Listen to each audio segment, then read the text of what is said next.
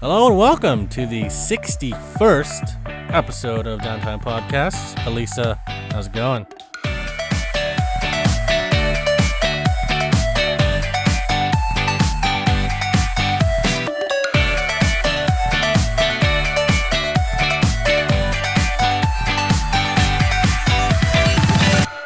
Eight more episodes to 69. Stay tuned for that. 69. Stay tuned for that.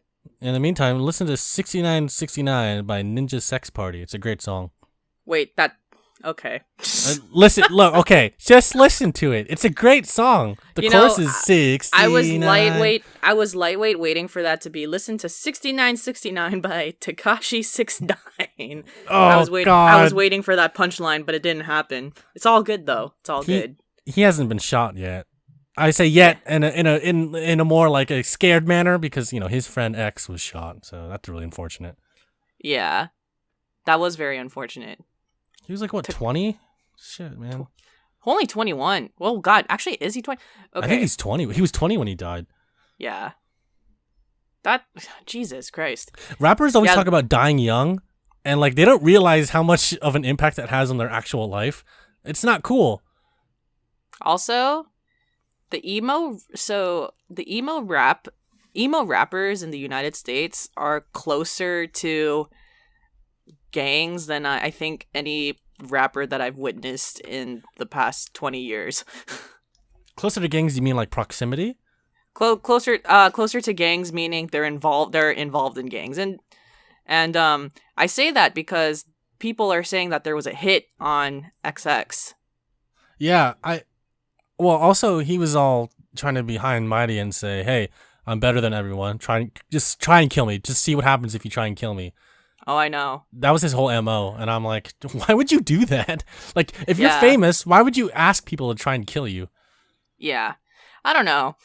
I'm gonna be real before we start the video game portion of this podcast, but a lot of emo rappers are trash. Straight up, their music's terrible.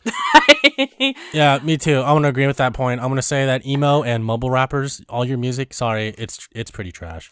Oh my gosh. I think emo rappers for me have surpassed mumble rap. Yeah. Like and you know how much I hate mumble rap.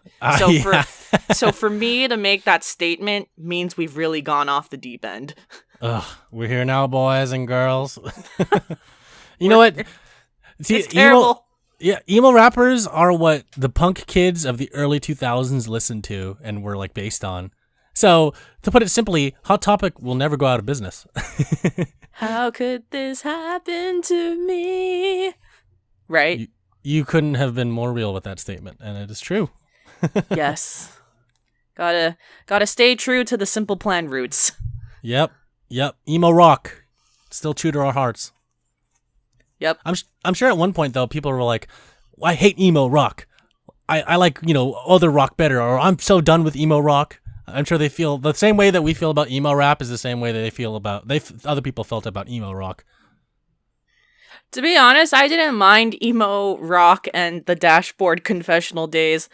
I actually quite like a few of the bands that came out during that era, including Fall Out Boy and earlier Dashboard and Simple Plan. Simple Plan had great meme songs, but yeah, no, I agree. I was also a huge fan of that genre of music back in the day. Yeah. This emo rap, though, I'm just like, I can't fucking wait for this please die, emo rap. Please die. Yes. I know. Don't worry. Every music generation phase has its phases. Yep. Much like the teenagers that listen to it. Yep. I'm just a disgruntled old person now, apparently. I'm 26 years old. And I like old emo rock music. I hope that I'm editing a podcast this week. I'm probably gonna make like at least one of the parts of the thumbnail like one of the bands we used to listen to, like Simple Plan. Yes, I want to do it. I want to put like one of the Please. screenshots from How Could This Happen to Me in there. What the fuck is that Please song do called? that. I forgot. I think it's called Untitled. God, why do I that's know that? Why do There we I go. know that? It's called Untitled and in parentheses, or was it Untitled in parentheses? It was How Could This Happen to Me? I just can't believe I remember the title of the song. It's fine. I only know how the chorus goes. It's true. It's true. Oh boy, what a throwback! What a trip back down memory lane. It's not even Throwback Thursday yet. I know. We did it early this time, though. We did it early. Oh boy. Anyways. Also, the emo rap during the emo rock phase, it had some of the best party rap in our generation. Like we had Party rap. party rap. I mean, like 50 Cent, the original T.I. What else? Jagged Edge. They're not rap. Lord. They're an R&B group. Nelly. You see, like some of the best like party music came during that era. So I remember, yeah. Yeah. Does Shaggy count? Did that come out in the early 2000s? Shaggy was like Shaggy was like 99, but we'll count that. That counts. Yeah, okay. Whatever. Yeah. He's included. I like Shaggy. Shaggy's awesome. Yeah, Shaggy's great.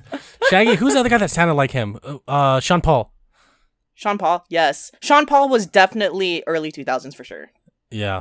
Man, our childhood music is just going off the rails. I know. It was better than everyone else's. Yeah, let's face it. Sorry, but so did the people from before us. They also said the same thing. But you know what? We're here now. We can say whatever we want. We're the hashtag millennial generation. No, but really, we are millennials by age and when we're born. We're only 26. Hey, one more year to 27. Oh yeah, right. Yep. When you were random question. When you were in high school, did your class have a name? In high school. Yeah, because our year. And what do you mean by name? So because our year was 2010, in our high school, I hated this name. We were called the Class of Dimes. Oh, we were see, it sounded so I went to an all-girls school and it sounded way better the way we did it. We called ourselves Dime Pieces. Or you know, it was even better. So we took that what's his name, R&B singer with a really high-pitched voice, kind of like Jeremy, but not Jeremy. The guy who sang Shoddy is a 10. Oh my god, I don't remember. I don't remember his name either, but that was our slogan. That was a pretty good slogan for us. Yeah. I was impressed by whoever thought that one up. Nice. Yes. That's very clever. Cause like, I'm sorry. When you reach 11, how many puns can you think of for your graduating class? What did people class of 2011 do? That was my brother's class, and I don't remember. Yeah, see? I think it was like something stupid, like parallel lines or something. I forgot. I was like, what the hell? God. Okay. I was like, what the hell? That's so dumb. Yeah, my brother didn't like that either. It's okay. I don't remember what it was called, but my brother was like, this is stupid. I'm like, yeah, they're all stupid. I hated mine too. Hey, for our high school, we crossed our arms like an X, like Roman numeral 10. Oh, that's that was for rallies, you know, when we did chants and stuff. Ooh, that's Spirit badass. Week. Yeah. You guys are too cool for school. Too cool for school. We really were too cool for school. We were our junior year, we were about to beat the senior class during our Spirit Week.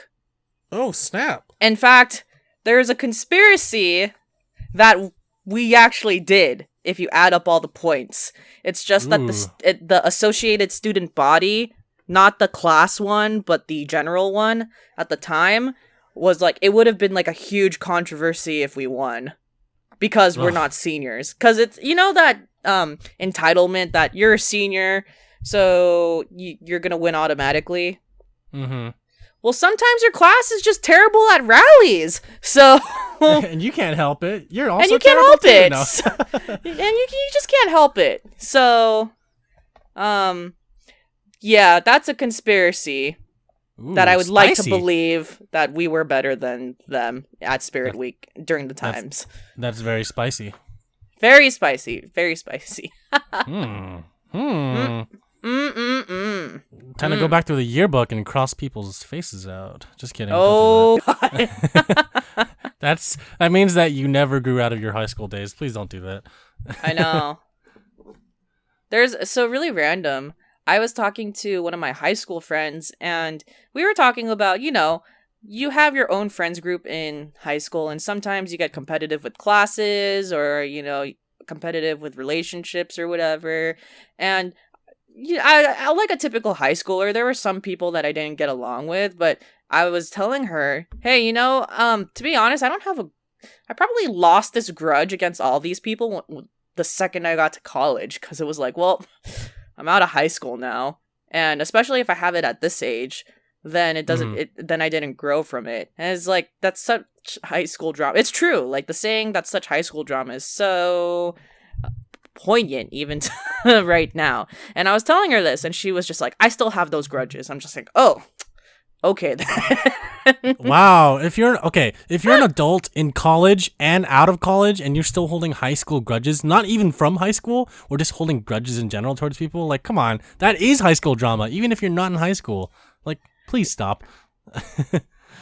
Hey, holy crap! We graduated from high school 8 years ago. I don't want to think about that, because 2 years from now, there's going to be a 10-year high school reunion. 10-year high school reunion. Are you going to go to your high school reunion?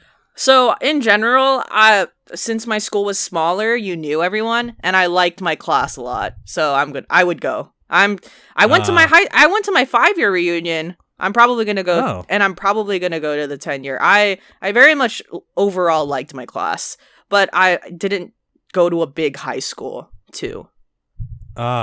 I'm the opposite. I don't like all of my class. Well, I'm not holding grudges. I just more like, I wasn't friends with everyone, and not everyone was friends with me. I'm only friends with like a certain group of people. Yeah. So we all kind of are on the fence about it, but if we do decide to go, we all have to go. But even during that time, we're still all gonna be like going together, going like separately, not together to the thing, like probably separately to it.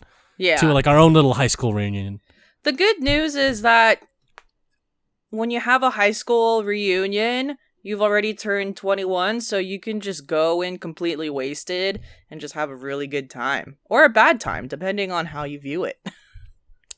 Depending on if people still have feelings for each other, or if people, if people still want to like hash out old grudges against each other, because like high school reunions can get pretty messed up depending on what's happening there. Depending on what's happening, yeah. I mean, I know there are a lot of couples in my class that went out with each other, and I was like, they're not together anymore. Yeah. There are a lot that aren't together, but there are some that are still together, holding it down after what, like how many years now? Even like during high school and then after it. So those people deserve a trophy. I know, like put a ring on it already. Damn. Man, people change though. Gotta respect the process of life, and anything's possible. Real friends. How many of us? Not many of us. I know. What was your mascot in high school? It was a bear. Ours was our class mascot was a bandit, like someone who stole money. Oh, like the Hamburglar. Yes, exactly, like the Hamburglar. Oh, I'm glad you got that reference. Yes, obviously. Okay, good. Okay, yeah, that was our mascot was a bear. It was really boring. Bears are fun though, especially polar bears, panda bears. Yeah. Certain grizzly bears in their stuffed animal portrayal are really adorable. So. Oh yeah, I agree. Also, fake bears, like in a video game. Yes. Cute. Except for the bears in Yakuza 5. They're terrible. Absolutely horrible to deal with. I don't want to experience that yet. Yeah. They're the worst bears I've ever dealt with in a video game. Ugh. Yes. Speaking of Yakuza, did you play the Kiwami 2 demo? Okay, I did not play the Kiwami 2 demo because I was a little bit I was a little bit into Ni No Kuni II, but I do plan on playing the demo for a little bit before I head out for my business travel. But tell me, how was the demo? Okay, let me give my little Jeremy's Corner review. Yes, let me get my notebook out so I can take some notes. Don't patronize me. Okay, so Yakuza Kiwami 2. It was a lot of fun. Can I clarify something with you? Sure. So, the number one review I've seen about the game, and I'm just curious how you felt about it, is that they did the remake in the Dragon Engine, and therefore they look the same age as Yakuza 6. Yes, and that bothered me a lot, actually. Because I was trying to see if he looked younger. Because it's a sequel to Yakuza Kiwami, and that takes place in, 2005? And this is Yakuza Kiwami 2 takes place in 2006.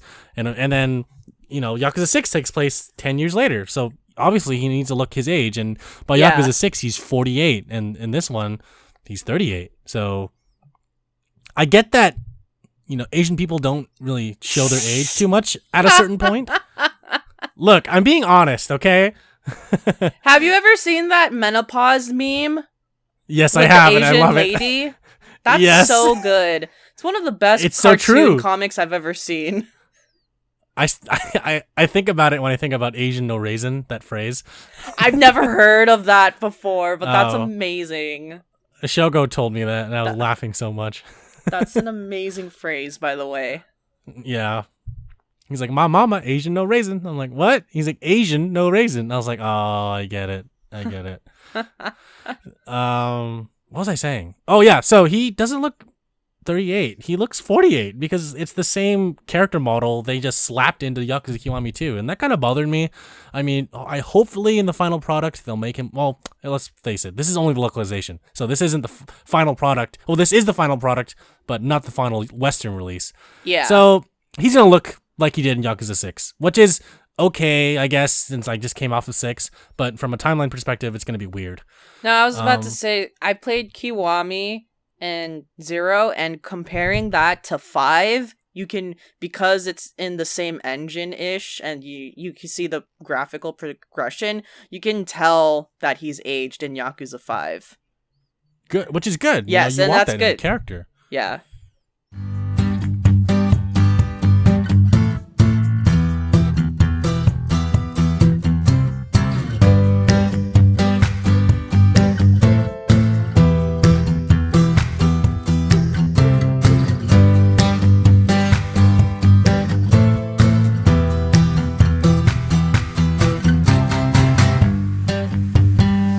Yeah, look-wise, he's the same as Yakuza 6, which is okay.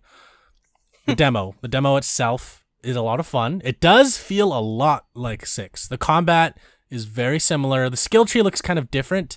It looks very similar to the one in Yakuza 6, but you don't have a cell phone. Well, you do. You don't have a smartphone. You have a flip phone, but you can't save on it like you do in 6. It's more like you press toolbox. No, there's no phone booths. You press start, and then you can just scroll down to the menu. It's like it's a regular menu, like just game menu when you press start. And on the left side, it says save, settings, all that stuff. Of course, in the demo you can't save. It's a one and done demo. You play it once and you have to finish it in one sitting. It's really short. If you just sat down and played the whole story, it'll take you 10 minutes. Maybe less, depending on if you watch all the cutscenes. Okay. Or maybe more. Actually, no, sorry, not maybe less. Maybe more if you watch all the cutscenes. If you do all the side stuff, that's adding, of course, a lot of time to it. But it's very, very, very, very limited. You can only, I think I mentioned this in the last podcast, you can only sing one song in karaoke. There's golfing, which I still kind of want to play because the golfing thing was kind of fun. It's kind of like darts in Yakuza 6. Golfing is very similar to darts. Golfing. Yeah, golfing. There was darts. There's what's Gandahara? Oh, that's you can watch videos. special Isn't videos. Gandhara the name of the dance club? No, I mean, yeah, but it's the name of the special adult video shop in this game. Oh, wait, the VHS one? Mm-hmm. They have it. They brought it back. Yep, but this one doesn't show anything in the demo. At least it just has some funny videos that he watches with like some voiceover, and has a very like risque name of the video. But when you watch it, it's just like if Kiryu's just like watching a screen and he's just reacting to it, and you don't really see what's on the screen. You just hear some voices of what's happening on the screen. I see. You know, it's hard to explain. You just have to do it. Okay. I will just do it then. It's not as risky. The shop is risque, but when you watch the video, it's kind of funny. Have you done the internet cafe stuff in Yakuza 6 yet? Or you're still not going to do it, right? Probably not, unless someone Okay. requests a reaction out of me. Then I'll do it. Other than that, no. I request a reaction out of you. Oh, God, okay. Well, you're not going to get it for a while. I'm about to leave tomorrow. All right, fine then. I see how it is. All right, that's cool. That's cool. It's like, that's fine. That's fine. Oh wait, it's cool. Uh-huh. Oh wait. What was I gonna say? Yeah, so there's a lot of minigame stuff to do, but not a lot. You have a very limited budget, like I'd say 26,000 yen, which is a lot, I guess. But if you want to play a lot of things, you'll run out of money sooner or later. There's a lot of there's gangs that fight around, so you have to fight the gangs. There's also locker keys. So you have to like find the keys to this little like shoe locker and then open it up and you get special items. Also, you start with a lot of weapons. Like your inventory is full of weapons. So you can just like try out different weapons when you're fighting gangs on the street. So that's cool. You can play some arcade games when you go inside the Sega arcade. I think one of them is Virtua Fighter and the other one, I forget what the other one was. But they brought back the crane game. Nice. But I have to say, it is the hardest shit in the world because you can't determine where the crane's going to be like you can in Kiwami and Zero. Because in Kiwami and Zero, when you're playing the crane game, there's a shadow underneath, right? Mm-hmm. But in this one, there's no shadow, and you can't really tell from a perspective standpoint where the item is. So I had to judge based on like just 3-dimensional space, and I got it wrong most of the time. But when I did get it right, because I did it 2 times, it would grab the thing, but then it would always slip out. I'm like, oh, this is so frustrating. Ooh, a challenge. I want to master this. Watch, just you watch. I want to master this. Just you watch. Yes, I want to play this demo over and over again until the real game comes out, and then I'll win. You'll see. You'll see. You see. You see. Oh boy, yeah. I mean, I'm hoping maybe they'll bring back Pocket Circuit Racer. It seems to be a trend to bring him back after Yakuza 0, so I think all the remakes are going to have Pocket Circuit Racer in some degree in a sub-story. So, my theory is that they won't show him in the game in the second one. If they do have Pocket Circuit Racing, they won't have Pocket Circuit Fighter in the game anymore because he already moved on. Or they might because he said he'll stick around. If they don't show him, they're probably going to show his successor, that other kid, in the uniform doing it. Yeah. But we'll see. I mean, was there any Pocket Circuit Racing in 5 or no? No, but 5 came before 0. Oh, right. Yeah. Okay. Yeah. That makes sense. That makes a lot of sense. Okay, so The possibilities are endless. the possibilities are endless with Yakuza series games. But yeah, no, overall, I think you should play the demo when you have a chance, Alyssa. It's only going to take 20 minutes for the whole main story. If you want to do all the outside fun stuff, it's kind of the same as 6, though. It's unfortunate that it doesn't carry over. It would have been it would have been nice to do that thing again, unless the storyline that they show is not even the beginning of the game.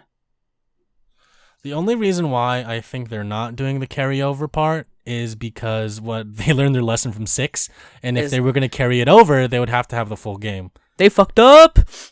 Yeah, pretty much. So they're only releasing it as a standalone demo. Don't want to risk it for the biscuit. Basically. That's respectable. Yeah, no. Yeah. Oh, also another detail I noticed about the game is that when you talk to NPCs, it's back to just the text box. There's no like full dialogue anymore. There's cutscenes with full dialogue, but there's no what's it called? When you're in the overworld, you can't talk to people, and you can't talk to people. Sorry, when you talk to people, there isn't a full voiceover. It's just like, huh? Okay, we're reverting back to what it was. Yeah, and with the onomatopoeias. Yeah. I don't mind it. I just missed the full voice dialogue from 6. That's all. It's nice. We're spoiled now because we played 6. Yeah, pretty much. So they're going back to their Yakuza roots. I think they just want to get 6 the full. Yeah, like Nani? Just yeah. Just a few words and some grunts. But yeah, it was a fun demo. I liked it. Very cool. Mm-hmm. I will play it at some point. I know you will. For sure. Other than that, I haven't really been playing much. I've been playing Insurgency still on the PC, the first-person military shooter. I finished Serious Sam, the first one with Jordan, and now we're gonna play the final batch of levels on the second encounter, and then move on to Serious Sam 2, and then Serious Sam 3, and then we'll be done with the Serious Sam series for now. Yay, that's fun. So yeah, probably gonna play that this weekend with him, but that's it. So for now, I'm not really playing anything else. I come from work, I'm tired, I just want to play Insurgency, and I do that. Feel you on that one. Yep. Being an adult is difficult sometimes. Yes. What about you? Just Ni No Kuni still? Yeah. So before I go into Ni No Kuni, I just wanted to dabble into games where I've barely scratched the surface, maybe only have about 6 hours into them, but they're fun so far. So Persona 3 FES, and okay, now I don't know how to say this game title. It's either called Yes or YS. Yes. It's YS. YS, okay. Let me fact check that because Jairus told me. I think he said YS. Okay. Is it Ease? Ease? Isu. In Japanese, it's Isu, which means chair, which is kind of weird. That's funny because the game is about boats and ships. All right, okay. I was wrong. It's not YS. That's just the 2 letters in it. It's Is. That's how you say it. Is. East. Like you're saying east, but without the T. So it's East. East. Can you say it again like that? East. Why? You sound like a little Japanese girl. like she doesn't like Yuriko. We're gonna go this way, right? East. like what? Or you could be like a little, I don't know. You know what? I don't want to get racist. Let's just leave it at Japanese girl. Oh my gosh. Okay. Yeah, we're not gonna go there. We're not gonna go down that road. Sorry. All right. Anyways, it's East. I'm gonna have so much fun with this game when I finally get into it. Because calling it East.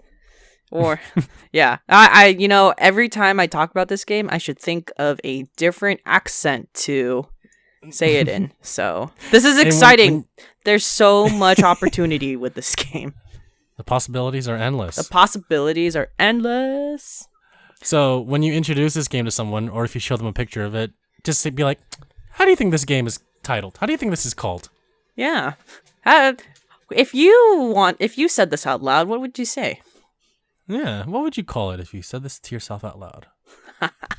And they'll be like, oh, yes, YS, or yes. Is it called yes and there's no E? Yes is a pretty, I give it to someone who says yes. That's pretty close to the regular word. Honestly, if you just say YS, I'll be like, yep, that's it. that's what you said. That's it. Close enough. Yep, close enough. So you're playing Ys. I'm playing Ys, and then not so much into the storyline yet, so I don't want to talk about that yet, but it's fun. I like it so far. Persona 3 FES is also barely touching the surface because Persona games are naturally at least 80 hours, and I've barely done much, but I wanted to talk about the battle system because it, usually I'm not that big about, usually I don't mind playing older games. It's not really that huge of a difference, but Persona 5 was so streamlined that it's really bugging me in Persona 3 now. And it shouldn't. Oh. It really shouldn't, the battle system, but I always think, oh, it's not as good as Golden, or it's not as good as Persona 5. But but I do know that Persona 3, this is one of a lot of people like this storyline and rate the storyline very high. So I'm excited for that when I come to more of it. Nice. Okay. Yeah. And now on to Ni No Kuni II, which I'm enjoying so far. It's about, I believe his name's Roland and Evan. So these two characters come from different dimensions. Roland is from a kind of newer dimension, like modern times, and Evan is a kind of like a kingdom type, like medieval. And they come together, and essentially Evan is a king, and Roland is trying to help him not find the kingdom, but basically recreate his kingdom. That's what I got from the first few hours of Ni No Kuni II. Nice guy Roland. Nice guy Roland. Cool. Now, the game's fine, but I'm a little bothered because the game feels dumbed down to me. I played Ni No Kuni 1, and I really enjoyed that game. And as you kind of know with Studio Ghibli, that their stuff appeals to kids, but they treat their kids as if they can figure out plots. And so a lot of their plots are deeper and developed in their movies, and they want kids to feel certain things like relationships or feels like parental or friendship, and it's fantastical, but the plot is complex in a degree, to a degree. Yeah. Ni No Kuni 2 feels like they're just like, all right, we're giving this game to kids, and they're not going to get this. We're not going to include that. It feels like they totally dumbed this down a bit. But fun fact for you, Studio Ghibli did not work on Ni No Kuni 2. Oh my god! Jeremy! I'm so mind blown right now. They only worked on the first one. No! Oh my god. Yeah, it's true. And I did not just look that up now. I actually knew that. Do you realize that this changes things and my perception of the game? I hope it changes your perception. I hope it changes your perception of the studio, because they do still make quality work. Yes, it totally changes my perception of the studio. And okay, so who worked on Ni No Kuni 2 then? Is it? I know Level V is part of it, but I think they're the publisher. They're not the actual developer. I think it was the original developer and another studio that worked on it. The composer the same. The composer has nothing to do with the development of the game, Joe Hisaishi, because he's the one that makes all the music for the Ghibli films. Yes, I know exactly. Miyazaki. Yep. Yeah. Yep. He does the score for that game, and it's beautiful for both games. So that point aside, it was, I believe, Level 5 published it. That's correct. But also there was the original studio and then another studio with them, because the original was the first. The original game had the first studio and Studio Ghibli, but this one has another studio working on it with them. I don't know. I'm so mind blown right now. Okay. It makes it makes more sense. Cause a part of me was like, how could Studio Ghibli make this happen? They didn't, because they didn't do it. Because they didn't do it. Oh, jeez. Yes. I actually like it though, ish, so far. I'm not returning it to GameFly yet. even though Gamefly committed the biggest anime betrayal of my summer. But anime betrayal. Oh, you're talking about the game. Sorry, I was so confused for a second. Yeah. Oh, no. You know that meme, top 10 anime betrayals? Yes. Yeah, I'm saying that Gamefly committed one of the biggest betrayals to me this summer. Oh, right. That what happened in the last podcast. Got it. Okay. But it's what I've played though is substantial enough for me to at least keep it for a little bit longer. Good. So we'll see what happens. Also, alongside with the plot, the battle system is also really easy so far.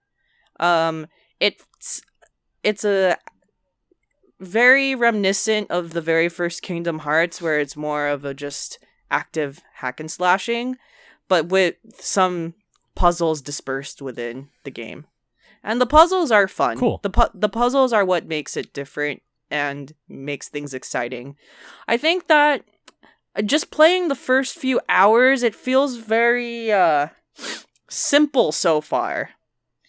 Which makes sense because it's not Studio Ghibli who made this. And we'll see what happens. But just comparing it alongside with the first one, I very much enjoyed my first hours of Ni No Kuni 1 before 2. So, we'll see what happens. Yeah, and I do want to play this game eventually, and I do want to understand what you're talking about and experience it for myself. But I'm also waiting for the first one to come onto PS4, and I hope it does, but I'm actually getting a PS3 kind of soonish. No way, are you really? Yeah, our friend Takumi is giving me his PS3. That's amazing! Yeah. So he said, do you want a PS3? I thought about it. I was like, I don't need a PS3. But then I thought, man, I could either play all the Yakuza games that I couldn't earlier, which I probably won't because they're coming to PS4, or I could play Ni No Kuni, which I don't know if it is coming to PS4 because it hasn't been announced yet. So I'm like, there's some other games I could play on PS3. If you really wanted to, you can also play the very first Uncharted and play The Last of Us before it comes out in 2019 with the second. I mean, I already have the Nathan Drake collection and the. Oh, that's true.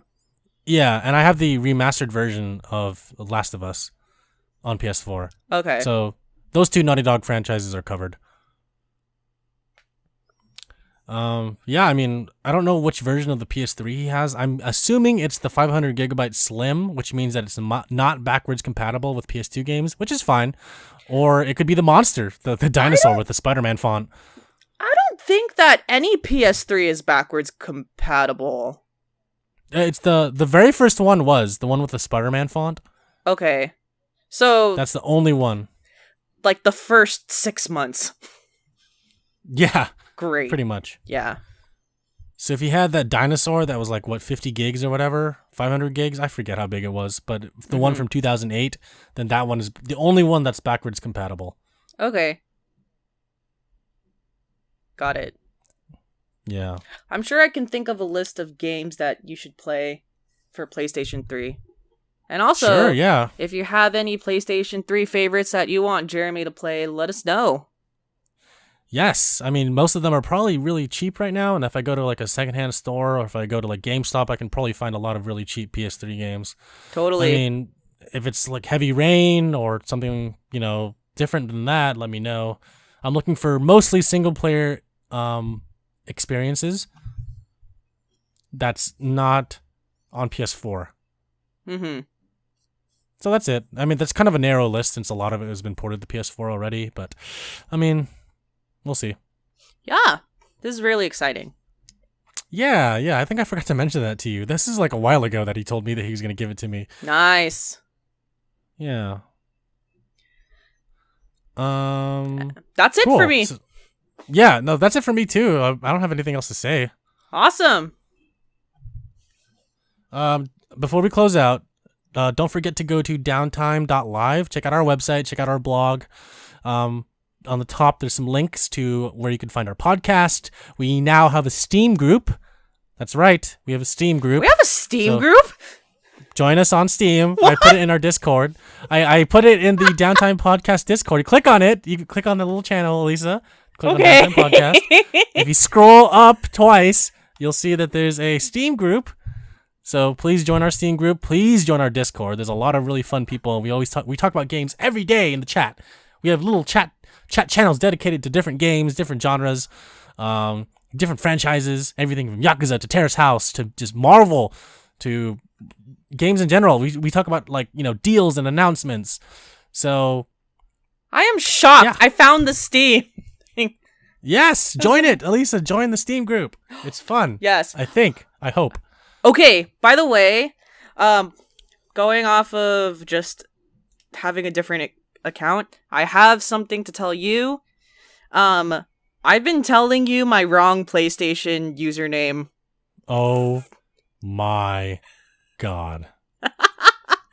And I'm here to tell you and the listeners that if you want to add me on PlayStation, this is my real username. Hey, that sounded just like Kiryu when he's sighing. That's the point. I was making the noises from the dialogue. Keep going. Okay. It's on Cloud 7, but the underscore is after the 7. Yeah. Because I was telling you that the underscore was before the 7, before on Cloud 7, but it's actually on ONCLOUD, number 7, and then underscore. And that is my username. I'm going to go add you after this. Yes. So if you feel like adding me, and you're a listener, just shoot me a message so that I know that you're not just a random person. I don't feel like adding you anymore. Just kidding. Just kidding. Just kidding. That's how salty I am, Alyssa. And with that, we're going to end the podcast. Close this out, please. Okay. Please close this out. Well, thanks for listening. Bye. Bye. I taste some vinegar right now.